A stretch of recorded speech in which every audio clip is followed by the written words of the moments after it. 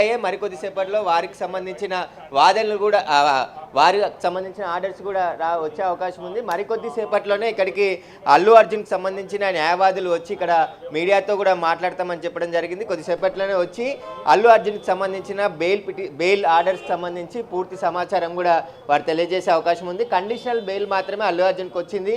ఈ సంధ్యా థియేటర్ తొక్కిసలాట ఘటనకు సంబంధించి అల్లు అర్జున్పై ఏదైతే సెక్షన్ 105 BNS యాక్ట్కి సంబంధించి నమోదు చేయడం జరిగింది. ఆ సెక్షన్ అల్లు అర్జున్కు వర్తించదని చెప్పేసి కూడా ఆయన తరపు న్యాయవాదులు వాదనలు వినిపించడం జరిగింది. అయితే ఆ సెక్షన్ గురించి ఇంకా కోర్టు ఎలాంటి నిర్ణయం తీసుకోలేదని తెలుస్తుంది. ఎందుకంటే అక్కడ అల్లు అర్జున్ వచ్చిన సమయంలోనే తొక్కిసలాట జరిగింది. అల్లు అర్జున్కి సంబంధించి ఆయన పోలీసులకి సహకరించలేదు. ఆయన ఘటన జరిగిన తర్వాత కూడా 2 గంటల పాటు థియేటర్లోనే సినిమా చూశాడని చెప్పేసి కూడా పీపీ వాదనలు వినిపించడం జరిగింది. అయితే మనం చూడొచ్చు అల్లు అర్జున్కి సంబంధించిన న్యాయవాది అశోక్ రెడ్డి కూడా వస్తున్నాడు. మరికొద్దిసేపట్లోనే అల్లు అర్జున్కి సంబంధించిన బెయిల్కి సంబంధించి పూర్తి వివరాలు కూడా వారు వెల్లడిస్తారు. ఖచ్చితంగా ఆయన కండిషన్ బెయిల్ వచ్చింది కాబట్టి ఇప్పుడు ఆ బెయిల్కి ఎలాంటి కండిషన్స్ ఉన్నాయి, ఆయన ఎలాంటి షూరిటీలు సబ్మిట్ చేయబోతున్నారు, వీటికి సంబంధించిన అన్ని విషయాలు కూడా అల్లు అర్జున్ న్యాయవాది అశోక్ రెడ్డి ఉన్నారు. ఒకసారి మాట్లాడదాం. ఎలాంటి condition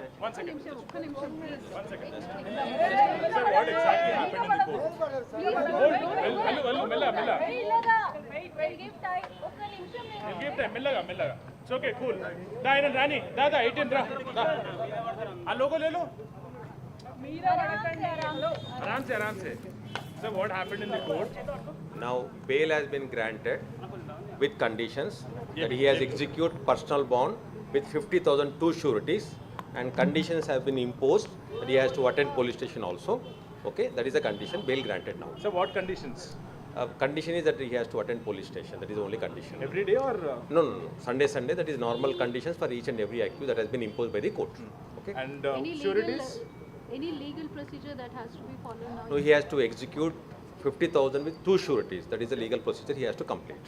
And you've been fighting in the court since beginning. We are seeing that Allu Arjun is not responsible and this case is also not applicable against him, and he has been booked is what the counsel, you or Mr. Niranjan Reddy have spoken in the court, and we have heard the arguments. And even prosecution was seen that they were pressing for the remand initially and later 14 days judicial custody, and also they said that he is responsible. And what exactly happened? What were the arguments and how did you manage to get the bail? See, court was convinced that this is not a case of culpable homicide not amounted to murder. Okay? So therefore court came to a conclusion this is not a case, therefore court considered and granted bail. Quash petition is pending consideration before the Honorable High Court. We'll take steps to pursue that quash petition in High Court. We are hopeful that proceedings may not continue. What will be the next legal move, because on 10th also there is this hearing which will be happening again, right? No, 10th there is no hearing in the trial court. In the High Court on 21st of January, next date is listed on that day. సరే మనం victim ని కలవద్దని ఏమైనా condition చెప్పింది చెప్పలేదండి. Only condition. ఎలాంటి షరతులు ఉన్నాయి ఇప్పుడు అల్లు అర్జున్కి బెయిల్ పై ఎలాంటి షరతులు విధించింది, ఎలాంటి షరతులు? నార్మల్ కండిషన్స్ ఎనీ కేసులో అదే కండిషన్స్ ఉంటున్నాయి, ఇందులో కూడా అదే కండిషన్స్ ఉన్నాయండి. సెక్షన్ 105 BNS యాక్ట్ ఎత్తేయాలని చెప్పారు మీరు, దానికి సంబంధించి అది క్వాష్ పిటిషన్లో హైకోర్టులో ఉంది, బెయిల్లో అది రాయారండి. అది బెయిల్ ఓన్లీ బెయిల్ గ్రాంటింగ్ అనే ఉంటుంది. 21st January quash petition listed before the high court అండి. Okay, thank you. ఏమని చెప్పింది సార్ ఈరోజు జరిగినట్టు బెయిల్ గ్రాంటెడ్ అని చెప్తుందండి. ఏం చెప్పిందండి? ఏం చెప్తారండి? తెలుగులో చెప్పానండి మీకు. బెయిల్ గ్రాంట్ చేశారని చెప్పారు అంతే. బెయిల్ కోర్టు ఇది, క్వాష్ కోర్టు కాదు ఇది. ప్రొసీడింగ్స్ మొత్తం క్వాష్ చేయలే కదా, ఓన్లీ బెయిల్ గ్రాంట్ చేసింది. అది హైకోర్టులో ఉంటుంది. ఎస్ అండి.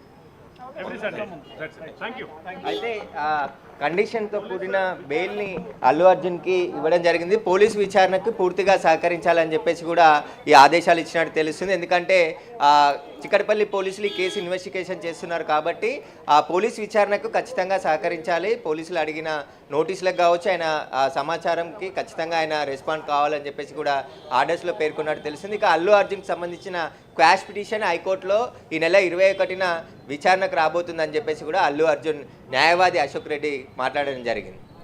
రైట్ సురేష్, మీరు అలాగే హోల్డ్లో ఉండండి, మళ్ళీ మీ దగ్గరికి వస్తాం. ఇక ఇదే విషయానికి సంబంధించిన